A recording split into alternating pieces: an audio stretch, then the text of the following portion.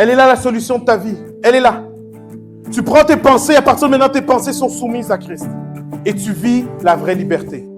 Ça va? L'Église Le Campus vous souhaite la bienvenue. Ce qui suit est un enregistrement de l'une de nos réunions. Nous nous rassemblons tous les dimanches matins à 10h. Pour plus d'informations, visitez notre site web au www.égliselescampus.ca. Bonne écoute!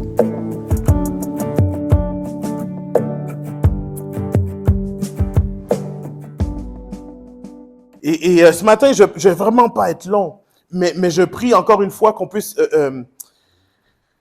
valoriser la parole qui est donnée. Et que ça ne soit pas un habituel. Je sais, c'est la même personne qui prêche la plupart des dimanches et tout ça. Mais oubliez l'instrument ce matin et concentrez-vous sur ce que Dieu est en train de vous dire. Peu importe ce que je vais dire et comment je vais parler, et qu'est-ce que je vais dire, et quel moment ou quoi que ce soit, si votre cœur vibre en dedans, c'est Dieu qui cogne, c'est Dieu qui parle. Prenez-le pour vous. Amen. Amen. On continue. J'avais fait un aparté la semaine passée, mais on est en train d'arriver à la fin de la série En transit, où l'enseignement a été donné. Après ça, ça va être à nous de le mettre en pratique. Donc, on va revenir là-dessus, mais plus dans des moments où on va les mettre en pratique, en groupe et des choses comme ça. Mais la semaine passée, je vous ai parlé, je ne sais pas si vous vous en rappelez, je vous ai parlé des 10 vierges. J'ai parlé de cette parabole de Jésus où il y avait 5 vierges sages et 5 vierges folles. Est-ce que vous vous en rappelez? Oui. Et j'ai associé cette image-là à l'Église actuelle. Et j'ai dit que présentement, il y a de ceux qui ont de l'huile et de ceux qui ne l'ont pas.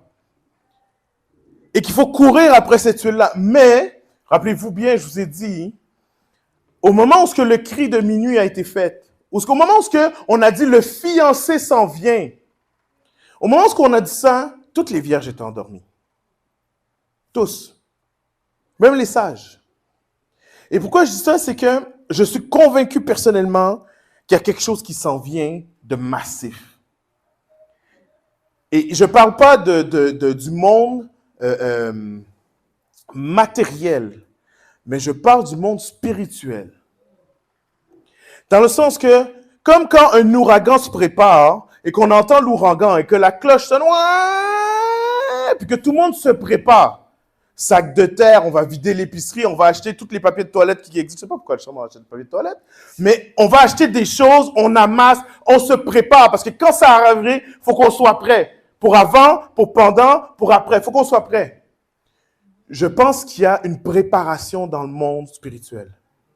Et je le sais parce que quand j'en parle aux gens, même des gens du campus ou à l'extérieur, dès que j'en parle à des chrétiens, pourquoi je parle des chrétiens? C'est parce qu'ils sont allumés, ils sont réveillés dans le sens que leur esprit est réveillé, ils sont en connexion avec le royaume de Dieu. Ils sentent qu'il y a quelque chose. Ils sentent qu'il y a quelque chose. C'est pas tout le monde maintenant qui prend le temps de prier pour dire, Seigneur, qu'est-ce qui se passe, qu'est-ce qui s'en vient? Mais ils sentent qu'il y a quelque chose qui se passe. Jésus va dire, comment connaissez-vous le signe de la météo? Mais vous ne connaissez pas le signe des temps spirituels. Et de la même façon qu'à l'époque, ce qu'on connaissait de la météo était restreint. Le ciel est rouge, il va faire ci, il y a un nuage qui s'en vient, c'était restreint. Maintenant, de nos jours, on calcule la pression, la température, on peut vous dire dans 14 jours à peu près on sait exactement, on peut dire l'été ça va être chaud, cet été ça va être... Pourquoi? Parce qu'on a tout. On a les satellites, on a les instruments de mesure, on est précis. À la 4e virgule près. De la même façon qu'on a avancé scientifiquement, on devrait ou on aurait dû avancer spirituellement dans la sensibilité des choses du royaume. Les premiers chrétiens, il y a beaucoup de choses qu'on sait aujourd'hui qu'ils ne comprenaient pas. Ceux qui ont révolutionné la planète Terre, il y a des choses qu'on a découvertes aujourd'hui dans la parole qu'ils n'avaient pas réalisé ça. Et nous, on les sait, on les connaît. Quand Jésus a dit la connaissance va augmenter, ce n'est pas la connaissance matérielle ou du monde matériel, du monde physique, c'est la connaissance spirituelle aussi. On connaît les plans de l'ennemi. Il y en a qui ont des listes de noms. On a eu des révélations. Ça fait 2000 ans que Dieu nous révèle des choses par son Saint-Esprit. Et on a les livres, on a la connaissance. Mais des fois, on est encore comme dans le temps de Jésus où je pense qu'il y a un nuage qui s'en vient. Ça peut être la pluie, ça peut être la neige, ça peut être la grêle, ça peut être rien du tout. On est perdu. La semaine passée, alors qu'on priait, on a prié beaucoup la semaine passée, le Saint-Esprit parlait et le Saint-Esprit nous avait dit, demandez ce que vous voulez parce que je vous aime, je vais vous le donner. Et il y avait certaines personnes qui ont prié pour le réveil. Il y en a qui ont dit, ça fait 30 ans qu'on prie. On sait qu'il y a quelque chose qui s'en vient. Et je suis content parce que les cœurs étaient tournés vers l'extérieur. Ils n'ont pas demandé des choses pour nous, mais vers l'extérieur. Je suis content de ces prières-là que j'ai entendues la semaine passée. Mais pendant la semaine, quand je cherchais la face de Dieu, il y a une phrase qui est venue dans mon cœur. La phrase est la suivante. Le réveil vient. Le réveil passera. Le réveil passe à travers une église libre. Ah, je dis, wow. Dieu utilise des instruments et il va utiliser des instruments pour faire passer le réveil. Et le réveil va venir d'une église qui marche libre. Est-ce que vous me suivez? Et donc, on prie pour le réveil, mais on ne sait pas, mais chaque fois qu'on prie pour le réveil, on est en train de prier pour nous. Parce que ça va passer par nous. Je vous explique. Dernièrement, je suis dans une situation financière difficile. On priait le Seigneur, on a chassé, on a cassé, on a délivré. Il y a vraiment, Dieu nous a donné par le Saint-Esprit vraiment des étapes à suivre et tout ça. Et quand la délivrance, elle est venue, vous savez par qui elle est venue? Un lingot d'or est tombé dans mon lit. Non. J'ai été fouillé dans la terre et j'ai trouvé un trésor. Non. J'ai été à la pêche et il y avait des actions de Microsoft. Non. La délivrance est passée par des gens. Comprenez bien ce que je suis en train de dire. Le Dieu qui a tout l'or et toutes les richesses. Le Dieu que quand il se lève le matin, il marche sur l'or. C'est son plancher, c'est son prélat. Le Dieu qui a toutes les richesses du monde. Pour répondre à nos besoins, passe par d'autres gens qui ont soumis leur cœur au Saint-Esprit et qui ont décidé d'agir. Est-ce que c'est pas spécial, ça? Si Dieu voulait, il a fait pleuvoir la manne.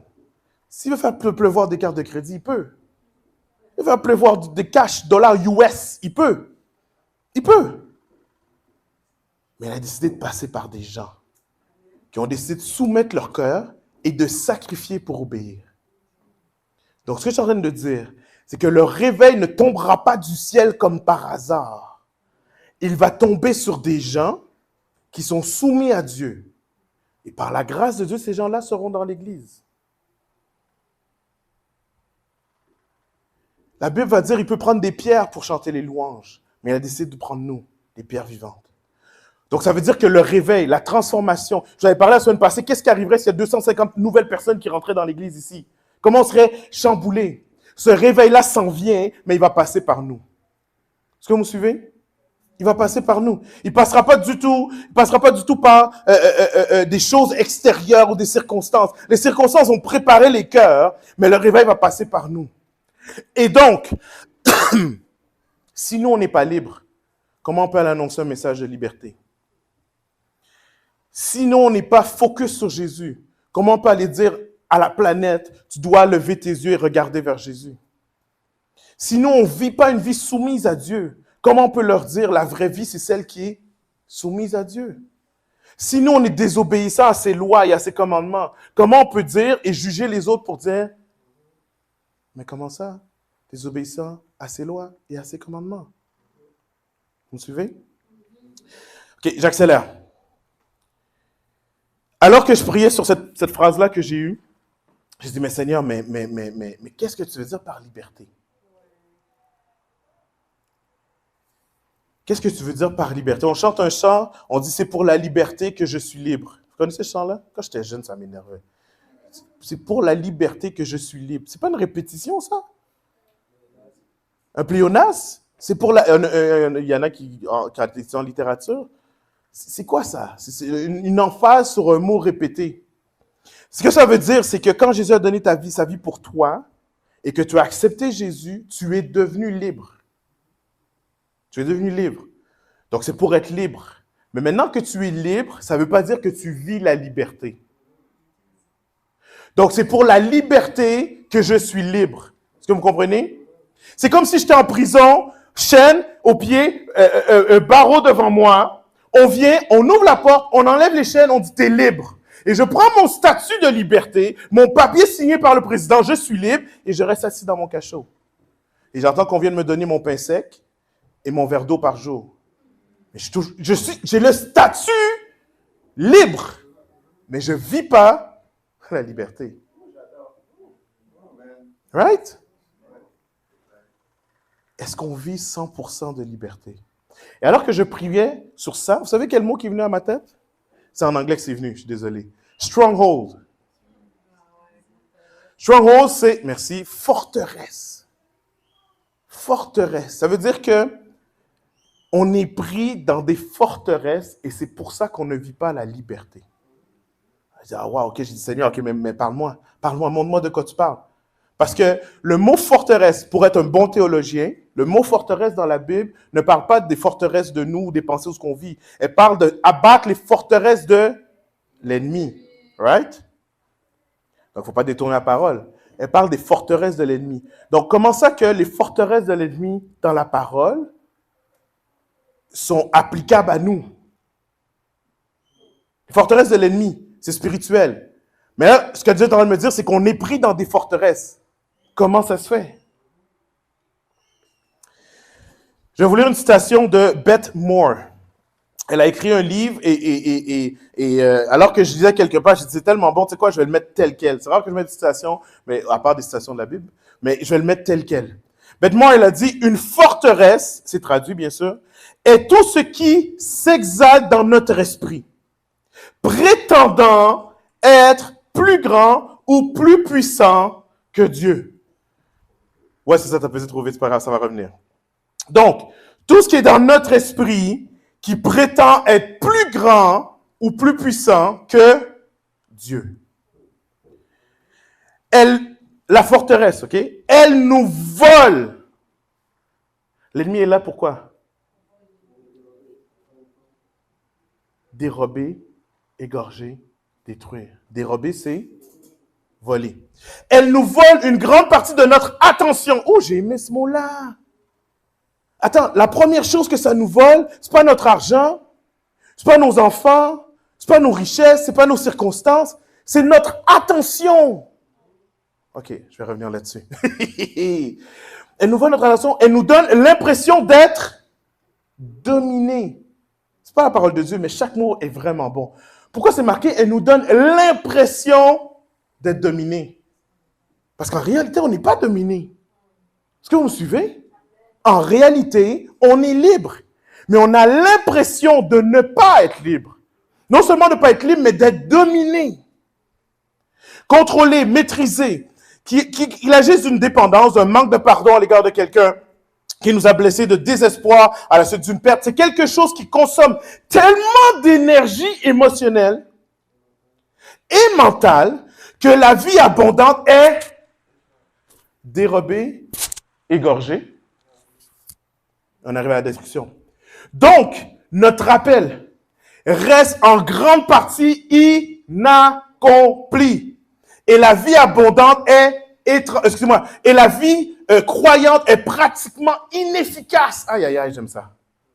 C'est pas que tu n'es pas croyant, c'est que c'est inefficace. Inefficace. Ouais, la puissance. C'est inefficace. Tu es croyant. Il va sans dire que sur les objectifs précis de l'ennemi, voler ton attention, égorger, tu es tellement contrôlé que tu es étouffé, et ton appel est inaccompli. La seule chose que Dieu a placé névarte sur la terre, que seulement elle peut faire, inachevé, inaccompli. Tu te sens soumis, dominé, et finalement détruit. Combien de personnes, et je sais que c'est des gros mots et des fois on s'écarte de ça pour dire non, je ne me sens pas à ce point-là. Les philosophes vont dire que la vie, c'est le choix. Quand tu es libre, en théorie, tu as le choix de choisir. Tu as le choix. Si tu es libre, tu as le choix. Si tu es esclave, on te dit fais ça, tu fais ça. Tu n'as pas le choix, sinon tu meurs. Ou tu flagellais, ou tu as une punition, peu importe. Tu n'as pas le choix. Right? Combien ici ont l'impression qu'ils ont tout le temps le choix sur tout. En théorie, on a le choix. On est dans un pays libre. Donc, lundi matin, vous avez le choix d'aller travailler ou pas. Vous avez le choix, right? Est-ce que je me trompe? Si vous ne travaillez pas, il n'y a personne qui vient vous chercher pour mettre en prison, non? Bon. Mais si tu ne travailles pas, qu'est-ce qui arrive? Bon, peut-être tu as un congé maladie, mais tu ne veux pas mentir. Il faut que tu ailles travailler. Parce que sinon, ton boss, il dit, Théo, j'ai décidé de ne pas travailler. J'ai le choix dans un pays libre. Parfait. Donc, les conséquences de ça, c'est quoi? Reviens pas demain. C'est correct, tu veux rester chez toi? Reste chez toi.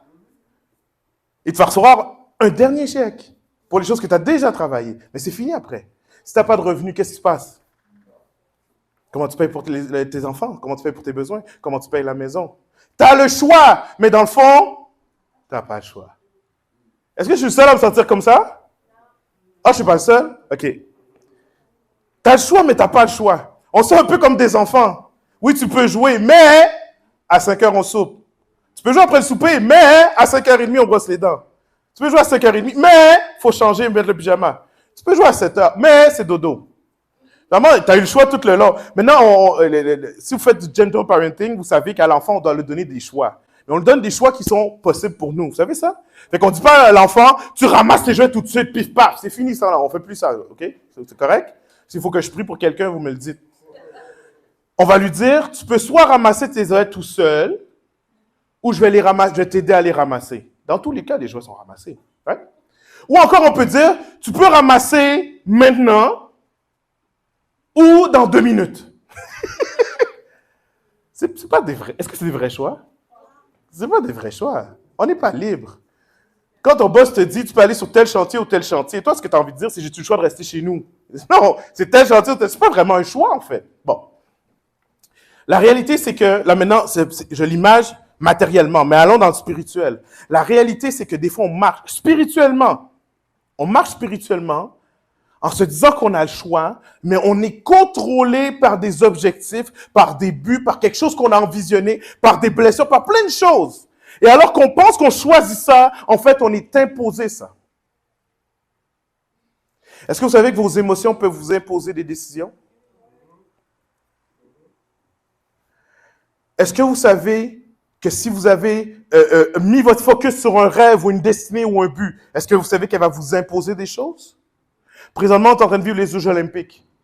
Les Olympiques, dernièrement, j'ai entendu parler en France, tel athlète qui n'a pas pu se rendre parce qu'il fallait absolument qu'elle prenne tel autobus, puis elle n'a pas pris cet autobus-là. Est-ce que vous savez pourquoi cet athlète-là est triste?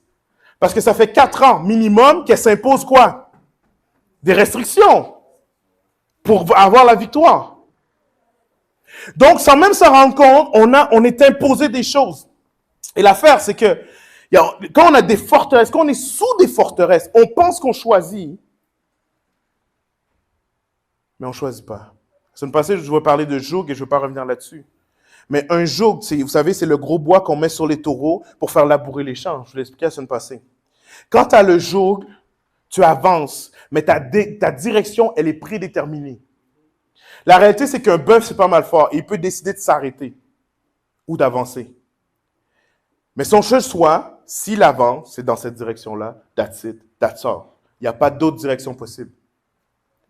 Et donc, la parole va dire, ne me pas sous un joug étranger. Ça veut dire, ne laisse pas quelque chose d'étranger décider ta direction. Vous savez, des fois, on marche, puis ça va mal. On a de la misère. Qu'est-ce qu'on fait? Le syndrome de la dépression, d'être dépressif ou d'être découragé, c'est quoi? En fait, c'est que c'est tellement lourd, c'est tellement difficile, ça ne va tellement pas dans la direction qu'on veut, qu'on s'arrête. On fait 2-3 siestes par jour, on rentre du travail, on n'est plus capable, on se couche. Moi, j'ai des enfants, je le sais, c'est jusqu'à 8h, 8h30, je suis actif. Mais dès que j'ai un break, je suis fatigué, je suis éclaté, je suis mort. Et j'ai vécu des périodes où j'étais tout le temps couché, dès que j'avais un temps libre. Parce que j'avançais pas dans la bonne direction, et je sais pas regarder la ligne ni à gauche ni à droite, fait que je m'arrêtais. Je m'arrête. Mais la réalité, c'est quand je recommence, si j'enlève pas le joug, quand je recommence à marcher, qu'est-ce qui se passe? Je remarche dans la même direction que je veux pas aller. Des forteresses. Je vais vous raconter une histoire de la Bible. Mais en fait, c'est l'histoire de David. Et l'histoire de David, c'est sur 3 chapitres. Fait qu'au lieu de lire les 3 chapitres, je vais juste vous raconter l'histoire parce que vous la connaissez déjà. Right?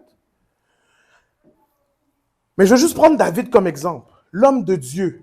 La parole va dire, c'est un homme qui était selon le cœur de Dieu. Si seulement je peux arriver au ciel et Dieu me dit ça, je suis bon net. Un homme selon le cœur de Dieu. Mais voici ce qui se passe. Vous allez voir l'histoire, elle est à partir de 2 Samuel 11, mais j'ai mis juste quelques phrases juste pour qu'on puisse avancer, parce que vous connaissez déjà l'histoire. Et si vous la connaissez pas, je vais vous la raconter, donc il n'y a pas de problème. 2 Samuel 11, ça veut dire qu'à l'époque où les rois ont coutume d'aller à la guerre, au printemps, à l'époque de David, c'est le temps où on faisait la guerre, pas pendant l'hiver. Donc, au moment où on avait besoin de libérer du territoire, au printemps, on se levait, on préparait la main, on partait. OK? David envoya Joab, ses officiers, en campagne à la tête de toute l'armée. Ils ravagèrent le pays des Ammonites. C'était victoire sur victoire. Mais ça va dire que David était resté à Jérusalem. David est resté à Jérusalem. Comprenons la situation. Parce qu'on n'est pas en Israël, on n'est pas dans le temps de David. Des fois, on a la misère à réaliser qu'est-ce qui se passe. David est un guerrier dans l'âme. Vous savez ça? David, depuis son jeune âge, on pense qu'il avait 12 ans, se lève et abat un géant, Goliath. Alors que tout le reste de l'armée avait peur. David est un homme habitué à la victoire, habitué au combat. Pendant toute son adolescence, il va fuir Saül. Il va vivre dans les grottes, il va vivre dans le pays de ses ennemis, il va vivre partout, constamment alerte, constamment aux aguets, constamment en train de regarder s'il n'y a pas quelqu'un qui lui lance une lance ou si Saül n'est pas d'un côté ou de l'autre côté. Constamment en train de reviser, il est où mon ennemi? Es-tu là? Es-tu rendu là? Il est rendu là? Constamment. Il se rassemble des gens autour de lui. Tous les gens autour de lui, ce sont des guerriers. La parole de Dieu va dire, il y avait un tel, vainqueur de tel autre combat. Il y avait un tel qui a tout seul abattu 1000 soldats. Il y avait un tel qui tout seul a battu. C'était tous des généraux. Tous des gens habitués à la guerre. Et ils avaient leur famille avec eux. Mais tous ceux qui étaient là étaient prêts à la guerre. Mais David était aux aguets, dans les grottes, dans les champs. Jusqu'au jour où Saül finalement finit par décéder, son ennemi, celui qui voulait le tuer, et il finit par décéder Jonathan, toute la lignée. Et alors que lui a été oint comme roi, c'est lui qui devient roi. Mais même lorsqu'il devient roi, qu'est-ce qu'il fait? Il combat. Il va aller chercher le territoire qui avait été promis à Israël, mais qu'on a laissé à des ennemis depuis des générations et des générations. Du territoire qui aurait dû être pris aux Philistins depuis le temps de Josué, mais qui est encore là, qu'on a laissé là. Et il s'en va combattre les Ammonites, les capitales, il prend le territoire. C'est un guerrier. Mais là, on arrive au chapitre 11. Puis David dit, yo, tu sais quoi, guys? Allez-y. Je vais rester au château. Vous savez comment ça se passe, ça? Il ne s'est pas levé un matin pour dire, moi, c'est fini la guerre, je suis fatigué, le sang, comme dans les films, là, tu sais, OK, non, ça c'est fini, j'ai un changement de vie, je fais un makeover, puis c'était pas ça qui s'est passé. En fait, ce qui s'est passé, c'est qu'il allait au champ de bataille, il était sur le champ de bataille, et tranquillement, les généraux faisaient la bataille, et tout allait bien. Et David n'avait même pas besoin de s'impliquer. Et là, tranquillement, il a formé son monde, il a dit, tu sais quoi, tu vas prendre les décisions stratégiques sur le champ de bataille. Et là, il regarde les gens aller, et tout va bien. Right? Tu peux la prendre, Derby, parce que sinon, elle ne s'en ira pas. Merci, Derby. Maman n'est pas là et maman se repose à la maison, donc c'est normal que ça fasse ça. Mais au fur et à mesure, David passe d'un statut. Et gloire à Dieu pour David. Parce que si ces généraux sont bons, c'est parce qu'il les a formés. C'est parce qu'il a délégué. Right? C'est parce qu'il a donné tout ce qu'il avait. Et donc maintenant, il se retrouve au château. Il se retrouve dans le confort. Il se retrouve à un point où qu'il soit là ou pas, c'est la victoire. Est-ce qu'il y a des facettes de votre vie où vous dites, c'est tellement fraîche que même si je m'en occupe pas, c'est la victoire? David, il est là, habitué à la victoire. Il s'assoit, il envoie, on renvoie des lettres, on a gagné. OK, next, il envoie, on renvoie des lettres, il a gagné. Et alors qu'il est là, il va envoyer ses généraux se battre et lui, il va rester au château. Et vous savez très bien qu'est-ce qui se passe au château. Alors qu'il n'est plus dans le combat, alors qu'il n'est plus dans l'épreuve, ces faiblesses humaines qui, en fait, étaient là depuis le début, les forteresses qu'il avait, qui étaient là depuis le début, tout d'un coup refont surface. Ça veut dire quoi? Ça veut dire des fois, vous n'avez peut-être pas aimé ça, mais je vous le dis quand même. Des fois, Dieu ne peut pas te laisser sortir de l'épreuve. Parce que si tu te laisses sortir de l'épreuve, tu vas oublier de prier, tu vas perdre l'habitude de jeûner. Tu vas, dans 2 semaines plus tard, tu vas chercher ta Bible, tu ne te rappelles plus où tu l'as déposée. 1 an plus tard, tu suis les principes de la foi, mais tu n'es plus un guerrier. Parce que ça va bien. Parce que ça va bien. Et la réalité, c'est que c'est là que les choses se placent dans nos pensées. Ce que je vous ai dit tantôt, c'est que les forteresses qu'on avait, ce que j'ai envie de vous dire plutôt, c'est que les forteresses qu'on a, les forteresses qui nous bloquent, les jeux qu'on achète, d'abord commencent avec nos pensées. Est-ce que vous me suivez? Ça commence dans la tête. Ça commence là. Quand l'ennemi te tente, il commence à susurrer dans ton oreille pour que ça fasse un chemin ici-bas, ici dans la tête. Les pensées, c'est là qu'ils se forment.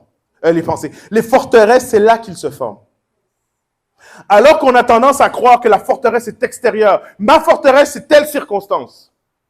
Ma forteresse, c'est mes problèmes financiers. Ma forteresse, c'est, excusez-moi, ma famille. Ma forteresse, c'est mes enfants. Ma forteresse, c'est la circonstance qui ne change pas. Ce n'est pas ça ta forteresse. Ça, c'est les circonstances. Ce qui te bloque et ce qui t'empêche de vivre ta liberté, ça se passe ici. Dans la tête. Ça veut dire que David, alors qu'il est sur le dessus, il va voir une jeune femme. Vous savez, à l'époque, on se baignait à l'extérieur. Donc, il est dans le château, il est plus haut. Il voit une jeune femme qui prend son bain. Et ça dit, la parole nous dit qu'elle était très belle. Il envoie des missionnaires la chercher et il tombe avec elle. Il pêche avec elle. Vous connaissez l'histoire, fait que j'accélère l'histoire. On va lui envoyer un messager, on va dire, tu sais quoi? Je suis enceinte. Bathsheba avec qui il est tombé, elle est enceinte. Et là maintenant, au lieu de se repentir ou d'arrêter ça, ou de revenir à la lumière, ou dire j'ai péché ou quoi que ce soit, de revenir à Dieu, il va aller faire mensonge, complot, tout ce qu'il peut pour s'en sortir.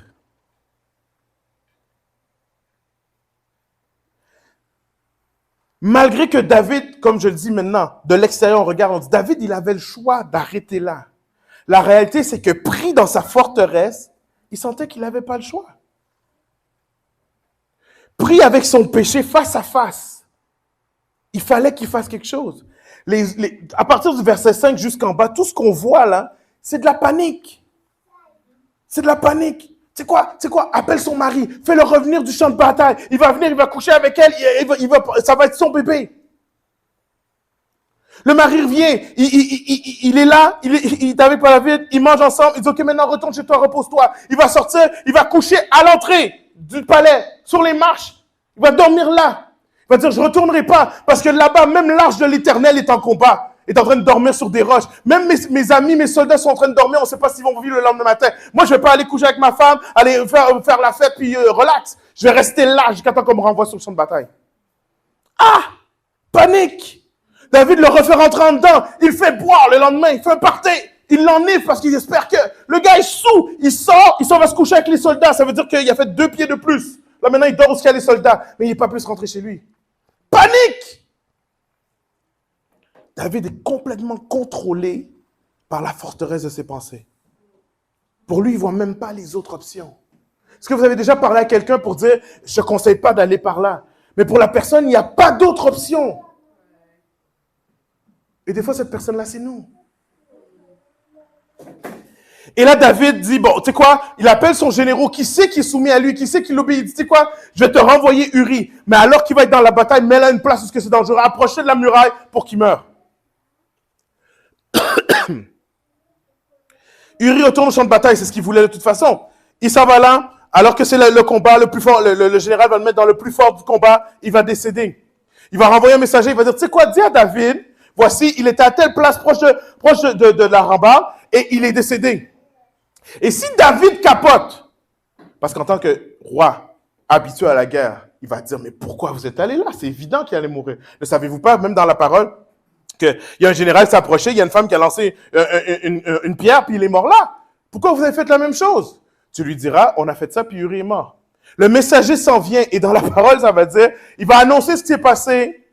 Et David va répondre, tu sais, la guerre, c'est ça. Il y en a qui meurent, il y en a qui vivent, il y en a qui meurent par là, il y en a qui meurent par-ci. C'est des choses qui arrivent.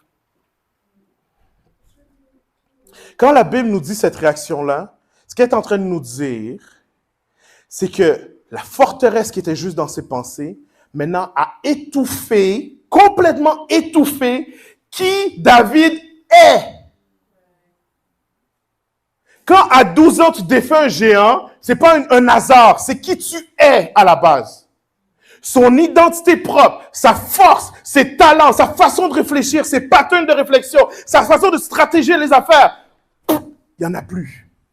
Fini. Étouffé par la forteresse du péché. Étouffé. On est passé de « je vois, je ressens quelque chose, j'ai des faiblesses qui sont là », mais en m'embourbant dans ce cycle de péché-là, maintenant je ne sais même plus qui je suis. Et alors que les conséquences de la forteresse et du péché, voici quelles sont. Si c'était resté comme ça, au printemps d'après, la parole de Dieu aurait dit la même chose. David envoyait ses généraux, et lui, il resta au château. Mais la même chose qui n'était pas un péché à la base, la même chose, la même action de rester au château, et puis la même. Parce qu'avant, il n'allait pas au château parce que les généraux sont capables. Si vous avez besoin de moi, appelez-moi, je suis là. Maintenant, il reste au château parce que c'est plus qui il est d'aller au combat. C'est plus qui il est. Il le reconnaît plus. Il le voit plus. C'est son arme, sa cuirasse, son casque, tout ça, c'est des décorations maintenant. C'est plus qui il est. Il s'est perdu.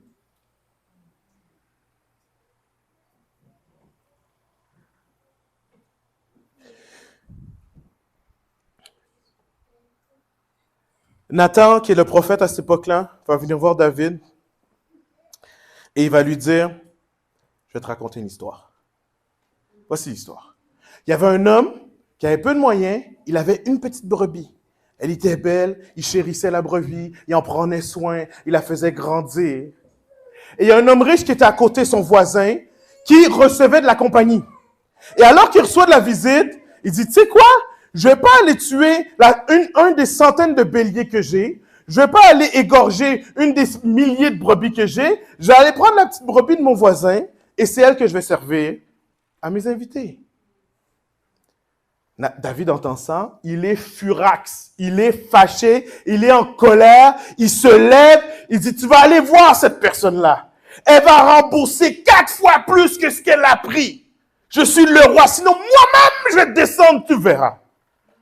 Quand je suis fâché, il y a une affront qui dit, tu verras, je vais le tuer. Il est fâché. Combien de fois, alors que nous-mêmes, on est aveuglés, perdus, qu'on cherche notre propre identité, on voit l'erreur des autres et on pointe du doigt. Et on juge. Et on dit ça, aucun bon sens! Alors que toi, tu es perdu, tu ne sais même plus qui t'es. Tu vois ça, aucun bon sens qu'il est venu à l'église avec un pantalon déchiré. Aucun bon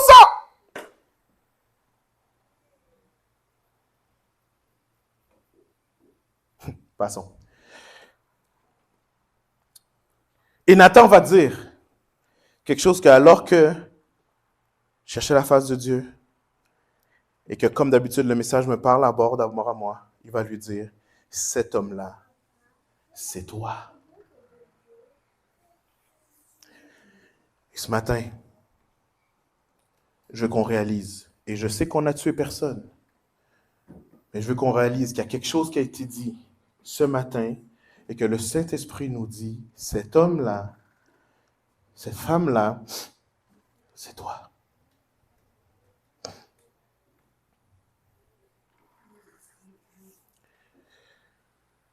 Encore ce matin, j'étais là chez nous à 5 heures du matin. Je mettais des couleurs sur mon PowerPoint. Et quand je suis arrivé là, j'ai dû m'arrêter. Parce qu'il y a le poids du Saint-Esprit qui parle à nos cœurs. L'ennemi accuse pour que tu restes dans la culpabilité. Son but à l'ennemi, c'est de te faire tomber Et après ça, dire, haha, tu vois, t'es tombé. De toute façon, tu seras jamais capable. Quand Dieu nous montre une faiblesse, lui, son but, c'est de nous dire, regarde qui tu es pour que je t'en sorte.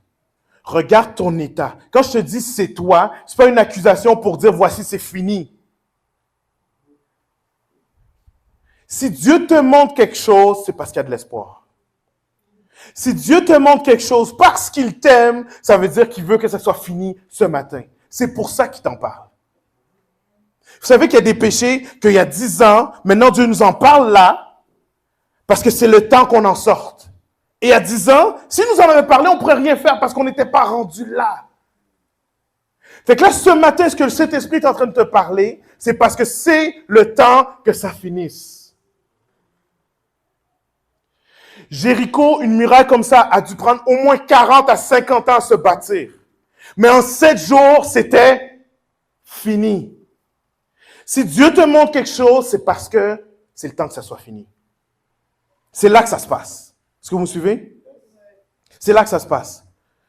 Maintenant, je vous ai donné les étapes pour David, pour que les choses se passent. Et vous allez me dire, mais David, si tu me parles de forteresse, ça veut dire qu'il avait peut-être ça depuis qu'il était jeune, depuis qu'il était ado, qu'il avait ces problèmes-là, puis tout ça. Oui, mais là, tu me dis que, dans le fond, il était dans le combat, fait que c'est parce qu'il était occupé qu'il s'en sortait. Oui. Fait que ça se peut qu'il y ait des choses qui sont là depuis votre enfance. Ça se peut qu'il y ait des choses qui sont là depuis qu'on vous a parlé, qu'on vous a dit des choses, c'est resté là, et vous étiez innocent. Ça se peut que ça soit là. Ça se peut qu'il y ait des choses qui soient là depuis vos parents, et ça n'a rien à voir avec vous. Mais si Dieu vous en parle là, et que vous faites ce qu'il vous dit, ça va être fini là. La forteresse, par rapport au péché sexuel que David avait, c'est apparu dans sa vie avec son fils, mais c'est apparu avec Salomon. 700 femmes, 300 concubines. C'est pas du normal. Si tu arrêtes ta faiblesse là, si tu tues ton péché là, la autre génération n'aura pas à le subir et à le décupler. Est-ce que vous me suivez? Quand Dieu dit c'est fini là, c'est juste qu'à partir de maintenant là, quand c'est fini, quand tu passes dans l'autre côté, c'est jusqu'à la 1000e génération. Même tes enfants n'auront pas à vivre ce que tu vis là.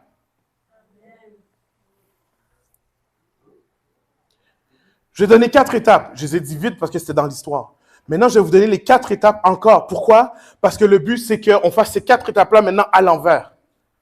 Maintenant, c'est qu'on passe de où ce qu'on est, où ce que David est, et qu'on retourne à où ce qu'on aurait dû être et rester et jamais quitter. Il y avait 4 étapes. Je vous l'ai dit. D'abord,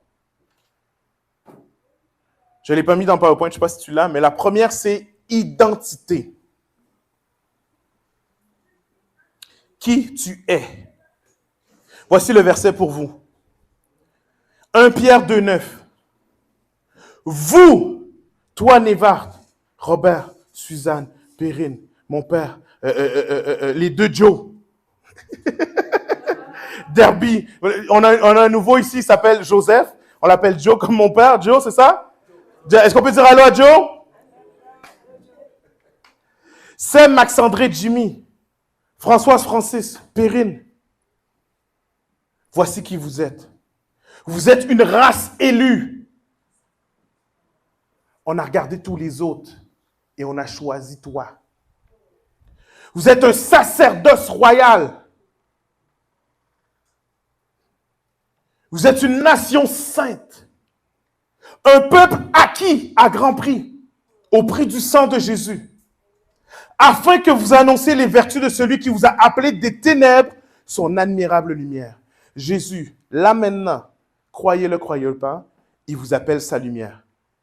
Pas l'Église, laissez faire l'Église. Toi, en tant qu'individu, il t'appelle lumière. Il t'appelle lumière. De la même façon que Gédéon avait peur en train de se cacher de l'ennemi et Dieu l'a appelé vaillant héros.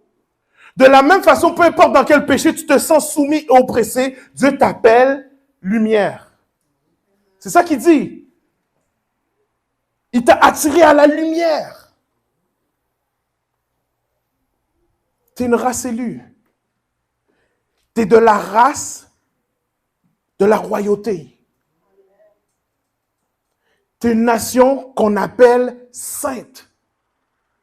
Ça, c'est qui tu es. Maintenant, si ce n'est pas ce que tu vis, on passe à la deuxième étape. La deuxième étape, la repentance. Quand Nathan est arrivé, il a dit, cet homme-là, c'est toi. Cette femme-là, c'est toi. Quand le prophète, la parole, il a dit, c'est toi. David a répondu, pardonne-moi, j'ai péché. J'ai péché. Il a admis ses fautes. Et maintenant, par la grâce de Dieu, on est dans la Nouvelle Alliance, on n'est pas dans l'Ancien Testament. Parce que dans l'Ancien Testament, vous savez ce qui s'est passé? Nathan, il a dit, cet homme-là, c'est toi. Et j'ai sauté de ce verset-là, par grâce. Il a dit, c'est toi. Et maintenant, tu vas vivre toutes les conséquences de ton péché jusqu'à tes enfants. Et il y a des gens qui vont venir prendre tes femmes et ils vont les marier devant toi. Et ça va être public. Toi, tu as fait ça en cachette, moi, je vais le faire devant tout le monde. Ça, c'est le vrai verset. Maintenant, pourquoi j'ai sauté ça? Parce que quand David a dit, t'as raison, j'ai péché, pardon. Le prophète a répondu, tu ne mourras pas. En fait, ce qu'il a répondu, c'est, t'es sauvé. Comme quand Jésus dit, voici tes péchés sont pardonnés. Et Jésus donne la vie. La repentance amène à la vie. Il amène la vie. Maintenant, il y a eu des conséquences à son péché parce que David était le roi, parce qu'il y avait des choses. Et on ne les voit pas directement, mais si vous lisez la suite de ça, vous allez voir qu'il y a des moments qui ne sont pas drôles après. Mais Dieu est toujours avec lui. Et maintenant, je vais faire la différence parce que dans la Bible, il y a plusieurs hommes de Dieu. Et on n'étudie pas le mauvais, on étudie le bon. Il y a plusieurs hommes de Dieu, plusieurs personnes, que lorsqu'on leur a dit, tu as péché, et voici ce qui va t'arriver, et la personne a répondu, qu'il en soit ainsi. Dieu a déjà prononcé le jugement. Qu'est-ce que je peux faire d'autre? Quand on a dit à ses enfants, voici, à Élie, on a dit, tes enfants, ils saccagent mon temple. À cause de ça, je vais t'enlever le sacerdoce. Il a dit, c'est trop tard maintenant, je ne peux rien faire. David, parce qu'il connaissait Dieu, il a dit non, pardonne-moi, c'est vrai, j'ai péché. Et il a eu la vie. À cette époque-là, hein, si tu tombais avec une femme qui n'était pas la tienne, on avait le droit de t'abattre là. Te lapider maintenant, fini. Que tu sois le roi, le prince ou le clochard, depuis qu'on a l'épreuve, c'est fini. L'épreuve, c'est un témoin. Depuis qu'on a un témoin, c'est dead. Mais le prophète a dit non, tu ne mourras pas. La repentance t'amène la vie. Ce matin, l'étape peut-être la plus dure, peut-être la plus difficile, c'est d'admettre qu'on est pris dans quelque chose. C'est d'admettre qu'on vit quelque chose. C'est d'admettre qu'on a laissé des pensées créer une forteresse. C'est d'admettre qu'on n'est pas là où on devrait être. C'est d'admettre que oui, on a le certificat d'être la lumière, le sacerdoce royal, une race sainte, mais c'est pas ça qu'on vit, c'est pas ça qu'on décide et qu'on est pris sous des jougs étrangers. C'est à nous de dire, c'est vrai, j'ai péché. C'est tout.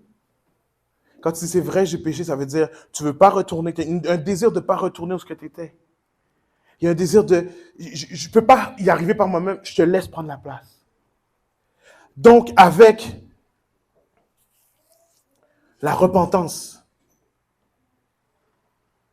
une fois qu'on se repent, que Dieu nous donne la vie, la prochaine chose qui vient, vous savez c'est quoi?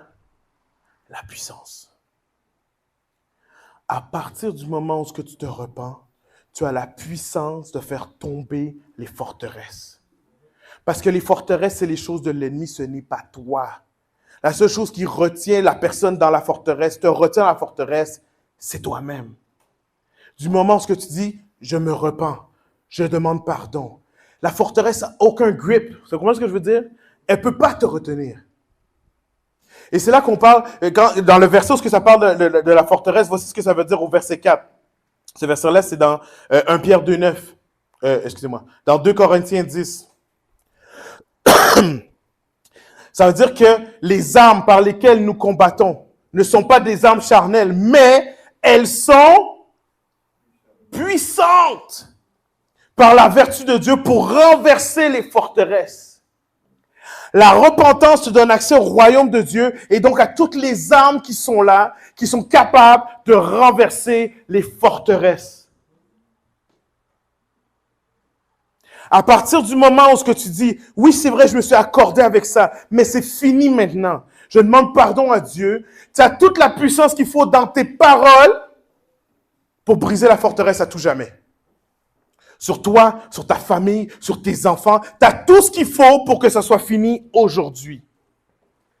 Ce que je suis en train de dire, c'est que la puissance du royaume des cieux ne vient pas après 25 ans de jeûne, de prière, de recherche, de tatati, de tatata. Dieu nous dit, le Saint-Esprit te dit, la clé, c'est la repentance. C'est ça la clé du royaume des cieux. Du moment que tu rentres dans le royaume des cieux, tu as accès à cette puissance.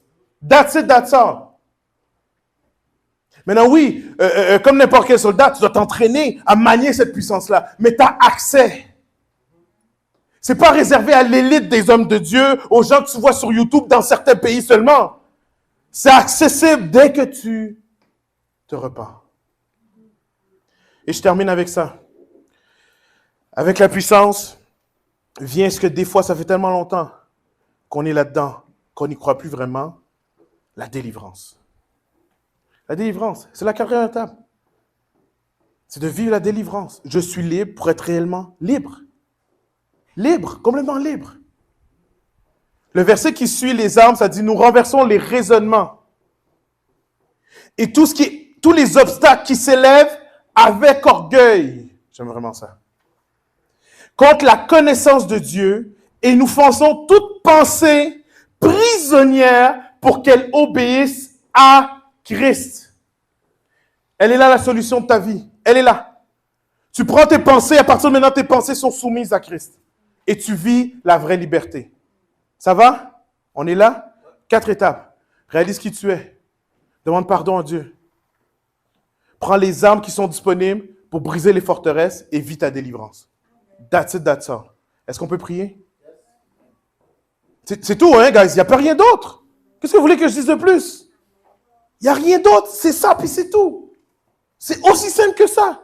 On a tellement, de nos jours, on a tellement minimisé la demande de pardon et la repentance. On l'a minimisé. On enseigne ça aux enfants.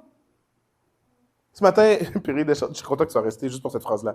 Ce matin, je chantais un chant et disait, j'ai décidé de suivre Jésus. Je le suivrai. Vous savez, cette chanson-là, à qui on la chante? Qui apprend cette chanson-là? Les enfants. Les enfants, right? On donne ça aux enfants. On dit aux enfants, il faut que tu apprennes à suivre Jésus. La même chose pour le pardon. La même chose pour le Notre Père. Pardonne-nous nos offenses comme aussi. On apprend aux enfants. Mais nous, on a complètement minimisé la puissance qu'il y a dans ces mots-là. Quand tu te repens et tu te décides de faire volte-face et maintenant tu suis Jésus, on a minimisé ça. On va prier. On va se ressaisir de cette puissance-là. Est-ce que vous êtes avec moi? Je vais juste rapidement avec les versets. On va utiliser les versets pour prier les 4 étapes. Et c'est tout. Après ça, c'est fini. Je vous laisse partir. Et maintenant, la foi qui déplace les montagnes va être puissante dans vos vies. Parce qu'il n'y a plus de forteresse qui bloque tes propres paroles. Il n'y a plus de barrière mentale qui empêche ta propre foi de grandir et de faire déplacer les montagnes. C'est là que ça se passe. C'est là que ça se passe. Croyez-le ce matin. Croyez-le. On va prier. Seigneur, avant tout, je veux te remercier pour ta parole de délivrance. Je te remercie, Seigneur, parce que tu délivres encore aujourd'hui. Je te remercie, Seigneur, parce que ton message, c'est pas pour rien qu'il est là. Ton message n'a pas été donné pour ceux qui sont dans le sous-sol en train d'enlever de l'eau. Ton message n'a pas été donné pour ceux qui ne sont pas pointés. Ton message a été donné pour nous qui sommes là aujourd'hui. Parce que tu as appelé le jour de la délivrance. Et tu t'es pointé ce matin. Tu n'as pas regardé au nombre, tu as regardé au cœur. Et un cœur, même un cœur dans cette salle-là, qui décide de revenir à toi, ça veut plus que tout pour toi. Tu dis que tout le royaume des cieux se réjouit parce qu'il y a un cœur qui se tourne vers toi. Ce matin, je te prie que tu nous permettes de réaliser qui nous sommes en toi. Que tu nous permettes de réaliser ce que le poids de ton sang a délié pour nous. Je prie que tu nous permettes de réaliser ce que le prix de ton sang a payé pour nous. Je te prie de nous aider maintenant par ton Saint-Esprit à nous faire réaliser qui nous sommes. Qui nous sommes en toi. qui nous sommes en toi.